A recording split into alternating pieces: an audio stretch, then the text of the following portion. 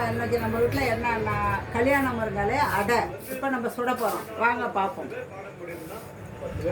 அடைக்கு வந்து வெறும் அரிசி தான் ஊற வச்சு நல்லா அரைச்சி நைஸாக அரைச்சி அந்த இலையும் புரிஞ்சு போட்டு நல்லா நைஸாக அரைச்சிட்டு மிளகு ஜீரகம் உப்பெல்லாம் போட்டு நல்லா கலந்து நல்லா நைஸாக எண்ணெயும் நெய்யும் கலந்து ஊற்றி சாப்பிட்டா மூட்டு வலி, கைகால் வலி, சளி பிடிச்சது, நீர் கொண்டத்துக்கெல்லாம் தேவலாம். அவ்வளோது நல்ல மருத்துவம் குணம் படித்த அந்த இலை. வாங்க அந்த அடையை இப்போ எப்படி செய்யலாங்கிறத சொல்லி காட்டுறேன் வாங்க. எண்ணெயை ஃபஸ்ட்டு இப்படி நல்லா ஊற்றிக்கணும், சுற்றி வர ஊற்றிக்கிட்டு மாவை கலந்துக்கணும். எண்ணெயை ஊற்றிட்டு நல்லா மாவை ஒரு தடவை கிண்டிக்கிட்டு கொஞ்சமாக மாவை ஊற்றணும். ஊற்றி நல்லா தேய்ச்சி விட்டுறணும். சின்ன சின்னதாக தான் ஊற்றணும், பெருசாக ஊற்றக்கூடாது. சின்ன சின்ன அடையாக ஊற்றணும். ஊற்றினா தான் நல்லாவும் இருக்கும். பெருசாலாம் ஊற்ற வேண்டியதில்லை, சின்ன சின்ன அடையாக ஊற்றி குழந்தைங்களுக்கு கொடுக்கலாம். நல்லது, அத்தனை உடம்புக்கு நல்லது இந்த இலை.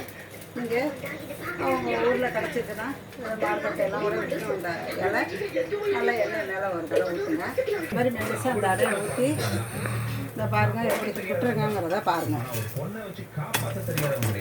நல்லா மொறுன்னு எடுக்கணும். ஆனால் கொஞ்சம் நல்லா வேக விடணும், இல்லைன்னா சொதன்னு இருக்கும். வேறு அரிசி தானே போட்டிருக்கோம், சொதன்னு இருக்கும். நல்லா வேக விட்டு கொஞ்சம் நேரம் வரைக்கும் வேகணும். வெந்ததும் அதை எடுத்து நம்ம சூடாக சாப்பிட்டா நல்லாயிருக்கும். நாட்டு சக்கரை தொட்டு சாப்பிட்லாம், பொடி தொட்டு சாப்பிடலாம்.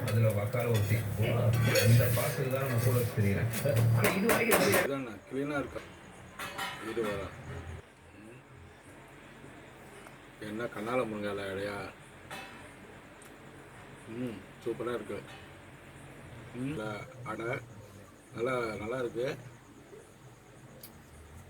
இந்த அடை உங்களுக்கும் பிடிக்கும்னா லைக் பண்ணுங்கள், சப்ஸ்கிரைப் பண்ணுங்கள் சொல்லியிருக்கேன். அடை சூப்பராக இருக்குது. எங்கள் சேனலை சப்ஸ்கிரைப் பண்ணுங்கள், லைக் பண்ணுங்கள். அடுத்தது இன்னொரு வீடியோவில் சந்திப்போம்.